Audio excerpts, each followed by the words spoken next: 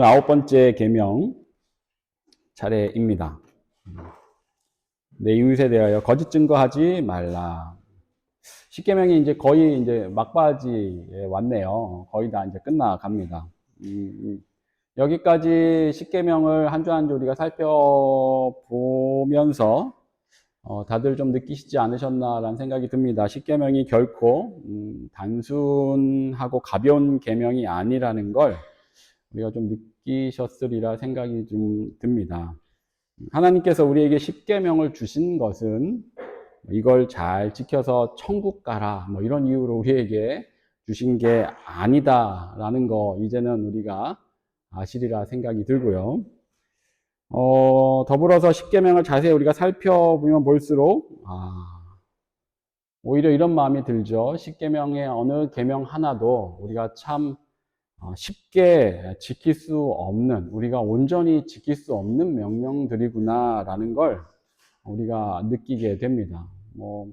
물론 설교 한편으로 한 계명씩 살펴봤기 때문에 우리가 더 깊이 10계명에 대해서 또 상고해 보지 못했지만 그래도 그런 중에 우리가 10계명이 가지고 있는 그와 같은 의미들, 또 10계명 앞에서 우리가 어떤 존재인지를 우리가 깨달을 수 있는 시간들이 충분히 됐으리라 생각이 듭니다. 확실히 10계명은 우리가 복음을 좀 더 깊이 깨닫게 해주는 통로가 됩니다. 원래 율법이 갖고 있는 기능이 그와 같은 기능이긴 하지만 특히 우리에게는 10계명에 대한 묵상이 복음을 좀 더 우리가 마음속에 깊이 새길 수 있는, 또 복음의 의미를, 그 은혜와 사랑을 깊이 또 깨달을 수 있는 좋은 통로가 됩니다. 왜냐하면 이 10계명 앞에서 우리가 얼마나 연약하고 작고 부족한 존재인지를 우리가 깨달을 수밖에 없게 되기 때문이죠. 그런데 그렇게 우리가 보잘것없다라는 것을 10계명을 통해 깨달아가게 되는데, 그런 우리를 위해 예수 그리스도를 보내주시고 그분의 십자가 은혜로 우리를 구원하여 주셨다라는 것을 다시금 생각해 보게 되면 이 복음의 의미가 더욱더 깊고 이제 풍성해지게 되는 것입니다. 그래서 10계명은 우리가 하나님께 더 가까이 다가갈 수 있는 통로가 됩니다. 오늘 9계명도 그런 의미에서 우리가 그 뜻을 진지하게 마음에 새길 수 있게 되기를 소망합니다. 10계명 중에 가장 만만하게 여기는 계명이 바로 이 9계명이 아닐까 싶습니다. 잘 지켜서 만만하다기보다는 그 죄의 경중이 좀 가벼이 느껴져서 만만해 보이는 그런 계명입니다. 보통 거짓말을 하지 말라라고 우리가 이제 기억하고 있는 계명인데요. 정확한 표현은 내 이웃에 대하여 거짓 증거하지 말라죠. 왜 거짓말이라는 표현을 쓰지 않고 거짓 증거라는 표현을 써서 이 9계명을 말씀하고 계셨을까요? 애초에 사실 의도는 단순한 거짓말과는 조금 이제 달랐습니다. 당시에 이스라엘에는 오늘날 우리 국가처럼 법정이나 사법부가 있는 것이 아니었지 않습니까? 그래서 어떤 일의 시시비비를 가리기 위해서는 보통 이제 사람들이 많이 오가는 성문 앞에서 이제 재판이 이루어지곤 했었고, 그 성읍에, 그 지역의 장로, 원로들을 통해서 그런 재판들이 판결되곤 했었습니다. 그리고 그 사건의 진실을 밝혀내는 데는 오늘날처럼 어떤 수사 기법이나 과학적인 기술이 있지 않았었기 때문에 가장 중요한 것이 이제 그 사건을 해결할 땐 증인이었던 겁니다. 그래서 그 증인의 진술에 따라 그 판결이 좌지우지 되었습니다. 그만큼 그 시대에는 이 증인의 역할이 굉장히 이제 중요했습니다. 그래서 성경은 이 증인을 한 사람이 아니라 두세 사람 이상으로 이제 두게끔 여러 군데에서 이야기들을 이제 해주고 있죠. 신명기 19장 15절에 사람의 모든 악에 관하여 또한 모든 죄에 관하여는 한 증인으로만 정할 것이 아니요 두 증인의 입으로나 또는 세 증인의 입으로 그 사건을 확정할 것이며, 한 명으로 증인을 두지 말고 2명 이상 두라는 이야기를 신명기에서 이 말씀을 통해 분명하게 우리에게 해주고 있습니다. 사람을 죽이게 되는, 사람을 처형해야 되는 죄에 대해서도 동일하게 적용을 합니다. 신명기 17장 6절에서 죽일 자를 두 사람이나 세 사람의 증언으로 죽일 것이요. 좀 끔찍하게 보이긴 하지만 두세 사람의 증언으로 죽이라고 이야기합니다. 한 사람의 증언으로는 처형하지 말란 이야기이죠. 사건을 재판할 때 한 명이 아니라 2명 이상의 증인으로 이제 판결을 해야만 했습니다. 근데 이 이야기는 한편으로는 두세 사람 정도의 증인만 있으면 사람을 죽일 수도 있다라는 의미도 됩니다. 오늘날과 같이 이제 불신의 시대를 사는 이제 우리에겐 이런 방식이 전혀 믿음직스럽지 못하지만 당시에는 실제로 이렇게 이제 판결들을 해 왔었던 것이죠. 그래서 이것을 이 두세 사람 이상의 증인으로 판결을 하라는 이 법칙을, 이 규율을 악용한 대표적인 사례가 열왕기상 21장에 등장을 하죠. 우리가 이전에 큐티로 열왕기상을 살펴볼 때 다들 같이 읽어봤던 이야기인데 나봇의 포도원 사건입니다. 아합 왕 때였죠. 아합 왕 때. 아합 왕이 왕궁 근처에서 좋은 포도밭을 하나 보게 됩니다. 그래서 그 포도원이 갖고 싶어서 이제 그 주인에게 포도원을 이제 넘기라고 이야기를 하는데 그 포도원 주인이 이제 나봇이라는 사람이었습니다. 그런데 이 나봇이 왕이 요청하는 것임에도 불구하고 그 포도원을 넘기지 않는데 이유는 조상의 유산으로 받은 것을 다른 사람에게 넘기는 것은 하나님이 금하신 일이므로 그리할 수 없다라고 이제 대답을 한 것입니다. 이 일 때문에 이제 아합 왕이 근심을 하고 답답해하면서 식사도 안 하고 침상에 누워서 얼굴을 돌리고 그러고 있다 보니 그의 아내 이제 이세벨이 왕에게 이제 물어봅니다. 자초지정을 왜 그러하시냐. 그랬더니 이 상황을 아합이 설명을 하고 이세벨이 아합에게 당신이 왕 아니냐. 마치 왕이 어떻게 그러고 있을 수 있냐라는 이야기를 하면서 자신이 해결하겠다고 하면서 이 일을 처리를 하는데 이 이세벨이 아합의 이름으로 편지를 써서 나봇이 있는 그 지역, 나봇이 살고 있는 성읍의 원로들, 장로들과 귀족들에게 그 편지를 보냅니다. 그리고 편지의 내용은 이렇습니다. 열왕기상 21장 9절 10절에 그 편지 사연에 이르기를 금식을 선포하고 나봇을 백성 가운데 높이 앉힌 후에 불량자 두 사람을 그의 앞에 마주 앉히고 그에게 대하여 증거하기를 내가 하나님과 왕을 저주하였다 하게 하고 곧 그를 끌고 나가서 돌로 쳐 죽이라 하였더라. 이게 이제 이 편지 내용을 그대로 보냈고 이 편지를 받은 그 장로들과 귀족들이 실제로 이 편지 내용처럼 행하여서 결국은 그 불량한 사람들의 증언을 통해 나봇을 끌고 가서 돌로 쳐 죽이게 됩니다. 그리고 나서 그의 포도원은 이제 아합 왕의 차지가 되게 되죠. 이것이 이제 이 구계명을 다룰 때 함께 언급되는 대표적인 사건입니다. 거짓 증인 두세 사람으로 사람을 이제 처형을 한 것이죠. 이 정도면 정말 증인의 역할이 얼마나 중요했는지 우리가 분명히 실감할 수 있게 됩니다. 그래서 두세 사람의 증인을 통해서 판결해라 외에도 이 증인과 관련된 다른 규례들이 있습니다. 신명기 19장 16절 19절에 보면 위증을 했을 때 어떻게 해야 할지를 이야기해 줍니다. 만일 위증하는 자가 있어 어떤 사람이 악을 행하였다고 말하면 그 논쟁하는 쌍방이 같이 하나님 앞에 나아가 그 당시에 제사장과 재판장 앞에 설 것이요 재판장은 자세히 조사하여 그 증인이 거짓 증거하여 그 형제를 거짓으로 모함한 것이 판명되면 그가 그의 형제에게 행하려고 꾀한 그대로 그에게 행하여 너희 중에서 악을 제하라. 위증한 경우에는 그 사람이 위증한 판결의 결과대로 그 위증한 자가 그 처벌을 받게 하는 것입니다. 그만큼 증인의 역할을 가벼이 행하지 못하게 한 규례인 것이죠.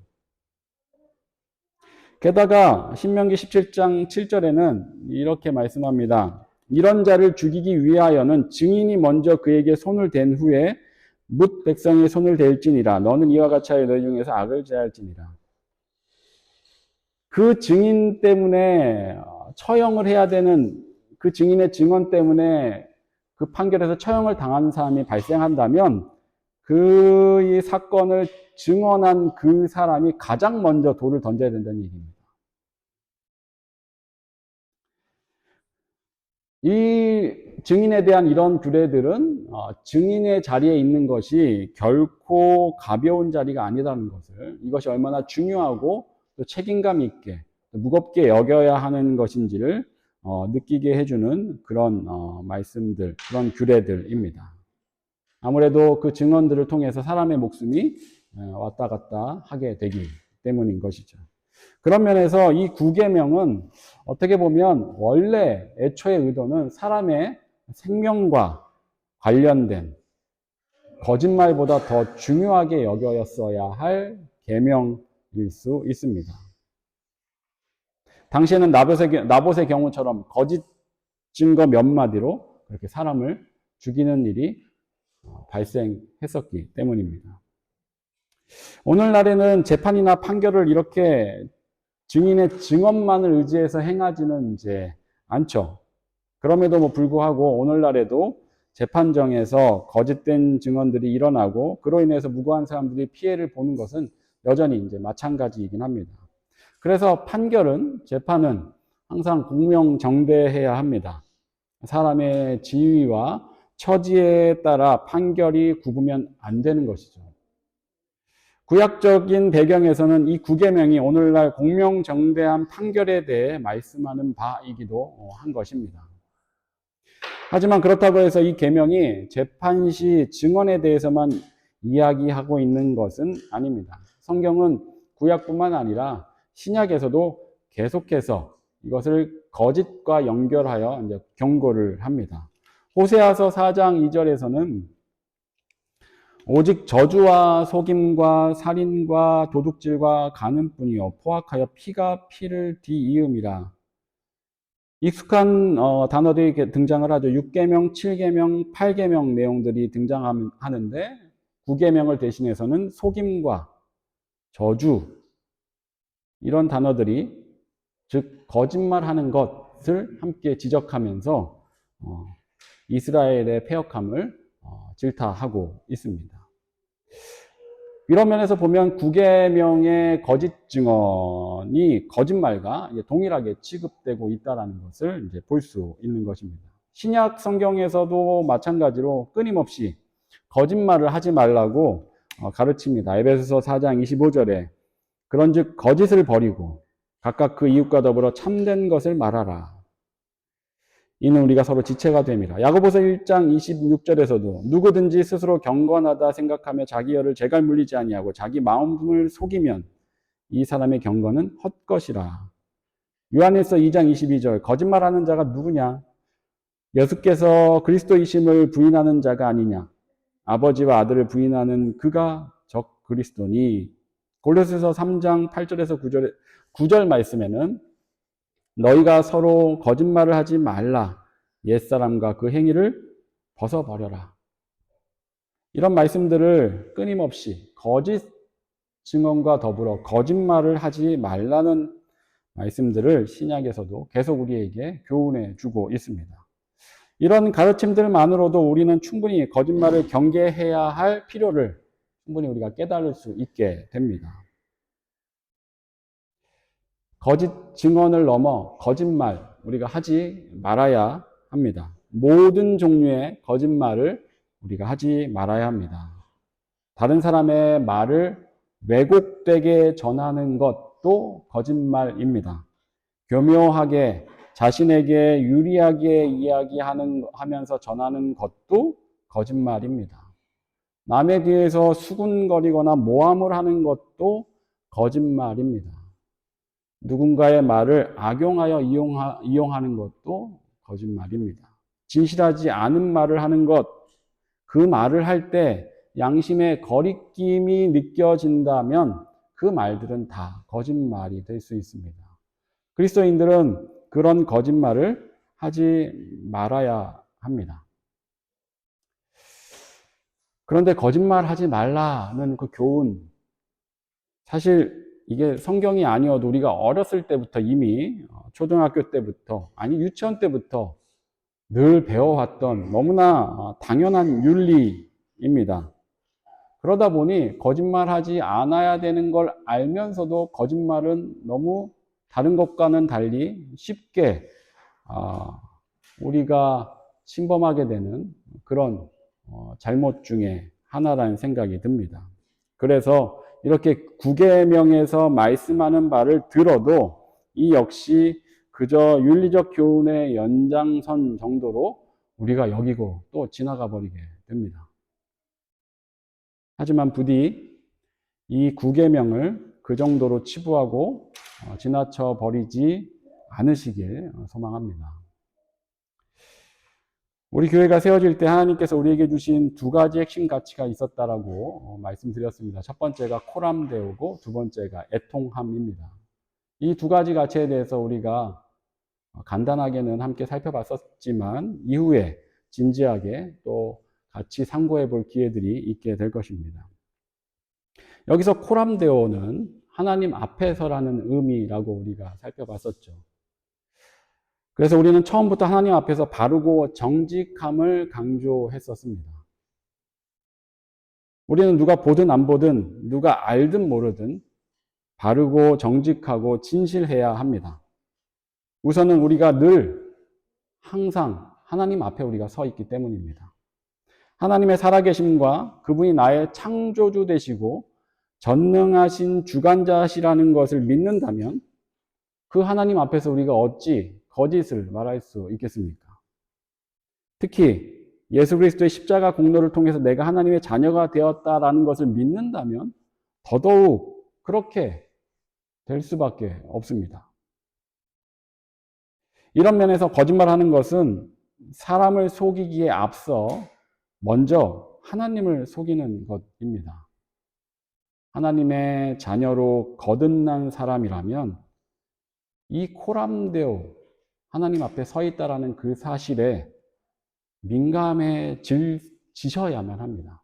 그리고 자연스럽게 민감해지게 됩니다. 예수님은 이런 말씀을 하셨습니다.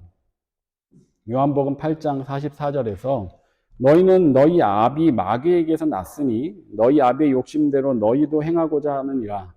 그는 처음부터 살인한 자여 진리가 그 속에 없으므로 진리에 서지 못하고 거짓을 말할 때마다 제 것으로 말하나니 이는 그가 거짓말쟁이 거짓의 아비가 되었습니다. 당시 종교 지도자들을 향한 예수님의 질타였는데 그들뿐 아니라 우리 역시 마찬가지입니다. 우리가 원래는 죄에서 난 마귀의 자녀들입니다. 그러므로 처음부터 우리도 살인자요, 그 속에 진리가 서지 못해서 본성적으로 거짓을 말하는 악한 자들이다라는 겁니다. 이게 죄된 본성을 지닌 우리의 원래 모습입니다. 우리가 그렇게 더럽고 추악한 존재들이라는 것을 깊이 깨달아야 합니다. 바울 사도 역시 그렇게 가르칩니다. 로마서 3장 10절에서 18절에서 기록된 바 의인은 없나니 하나도 없으며 깨닫는 자도 없고 하나님을 찾는 자도 없고 다 치우쳐 함께 무익하게 되고 선을 행하는 자는 없나니 하나도 없도다. 그들의 목구멍은 열린 무덤이요 그 혀로는 속임을 일삼으며 그 입술에는 독사의 독이 있고 그 입에는 저주와 악독이 가득하고 그 발은 피 흘리는 데 빠른지라. 파멸과 고생이 그 길에 있어 평강의 길을 알지 못하였고 그들의 눈앞에 하나님을 두려워함이 없느니라. 이것이 우리의 모습입니다. 이게 우리의 원래의 모습이고 우리의 죄된 본성입니다. 이런 우리가 우리 힘으로 어떻게 이 거짓과 속임에서 우리가 벗어날 수 있겠습니까? 우리의 원래 모습은 우리 힘으로 도저히 그 일들을 행해낼 수가 없습니다. 아무리 하나님께서 이 명령을 하셨다고 해도 우리는 본성상 거짓과 속임을 하지 않을 수 없는 그런 존재들인 것입니다. 그런데 그런 우리를 예수 그리스도의 은혜로 빛 가운데로 옮겨 놓으셨습니다. 에베소서 5장 8절 9절 말씀입니다. 너희가 전에는 어둠이더니 이제는 주 안에서 빛이라 빛의 자녀들처럼 행하라. 빛의 열매는 모든 착함과 의로움과 진실함에 있느니라. 예수 그리스도의 은혜로 구원받은 자녀들은 이제 어둠에서 빛으로 옮겨졌습니다. 이제 어둠의 자녀, 마귀의 자녀, 죄의 자녀가 아니라 빛의 자녀, 하나님의 자녀가 된 것입니다. 그러니 빛의 자녀답게 빛의 열매인 착함과 의로움과 진실함의 열매를 맺으라고 하십니다. 우리가 전에는 맺을 수 없던 열매입니다. 하지만 이제는 가능합니다. 하나님의 자녀가 된 우리는 이제 선하고 의롭고 진실한 열매를 맺을 수 있는 자들인 것입니다. 이런 면에서 우리 자신이 하나님의 자녀인가 시험해 보시기 바랍니다. 나 자신이 하나님의 자녀인지, 내가 하나님의 자녀라면 나는 전보다 더 진실해지고 있어야 합니다. 죄된 본성을 지닌 우리가 하루아침에 달라질 수는 없습니다. 하지만 하나님의 자녀로서 신앙생활을 계속해 왔다면 전보다 지속적으로 진실해지고 있어야 합니다. 코람데오에 점점 더 민감해지며 하나님 앞에서 하나님께서 기뻐하시는 바르고 진실한 것을 더 사모해 가게 됩니다. 이런 변화가 우리 안에 없다면 나는 하나님의 자녀가 아닙니다.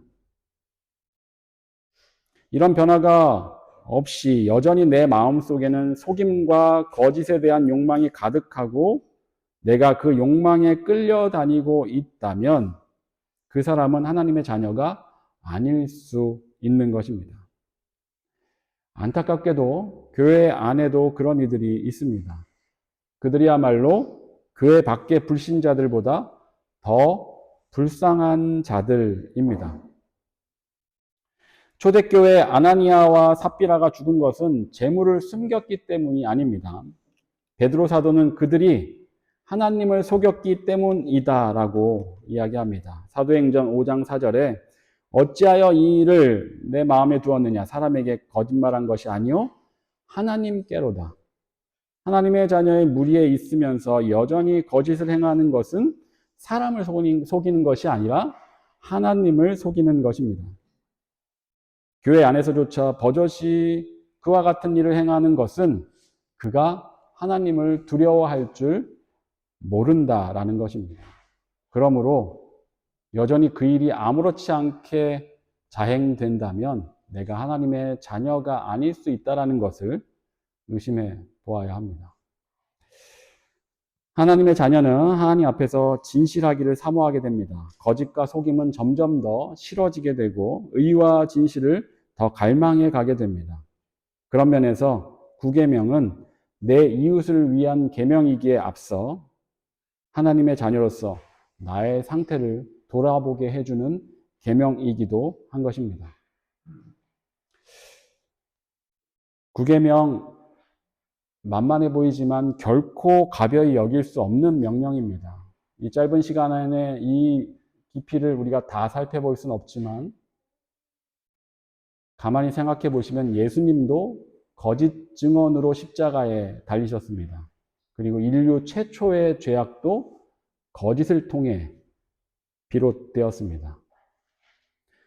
거짓이 우리 역사에, 우리 인간의 역사에, 우리의 삶에 얼마나 우리가 알게 모르게 많은 영향들을 끼치고 있는지 우리가 참으로 깊이 고민해보고 살펴봐야 하는 것입니다. 그런 면에서 구계명은 하나님의 자녀들에게만 희망이 있습니다. 하나님의 자녀들만이 지켜갈 수 있는 계명입니다. 그렇게 이 9계명을 진지하게 마음에 새기고 동시에 이를 통해서 우리 자신의 신앙의 상태를 점검해 볼 수 있는 그런 저와 여러분 되시길 진심으로 축원합니다. 기도하겠습니다. 사랑과 은혜가 충만하신 하나님 아버지, 오늘도 우리가 주님의 말씀 앞에 서게 하여 주시니 참으로 감사합니다. 오늘 주신 9계명에 담긴 하나님의 마음을 우리가 깊이 깨닫길 원합니다. 하나님의 자녀들은 빛 가운데 머물며 진실을 사모하는 자들입니다. 우리 자신이 거짓에 대해 얼마나 민감한지 돌아보게 하여 주시고 하나님의 자녀답게 거짓과 속임을 멀리하고 의와 진실에 더욱 다가가는 우리 모두가 되게 하여 주시옵소서. 예수 그리스도 이름으로 기도합니다. 아멘.